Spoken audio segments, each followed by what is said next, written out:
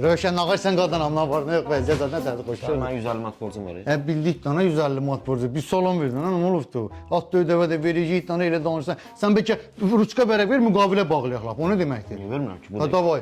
Sonra yazıram bax. Mən kimdir? Mən dana məhəbbət. Mən ayrı nə yazım burada? Mən Rövşən Bilardiya 150 manat borcum var. İndi buradan qol çək. Ay sağ ol. Mən də qol çəkdim. Su. İndi mənim sağ borcum var. Təmiz. Hə. Su təmiz. İndi başda bir də mən saçımı qırım. Yaxşı. Rövşən çox sağ ol qardaş, çox minnətdaram. Su. Oldu, sağ ol. Təşəkkür edirəm, görüşərik. İspat emədim. Bu ya demişdim axı nağdıdır. Şeydir, səndə orada bax 150 manat idi lan borcun. Hə. Ver onu mənə. Nağdın da şey. Allah 50 manat bir. Çayboy verim sənə. Hə. Çayboy 5 manat çayboy. Mənim sağ oldu 205 manat borcum. Yaxşı qadam. Oldu. Hələlik bir sağ ol. Ha bu demədi nə vaxt qaytaracaq? Bütün borclarını yazdırdı bura. Hələ çay boyu da yazdırdı bura.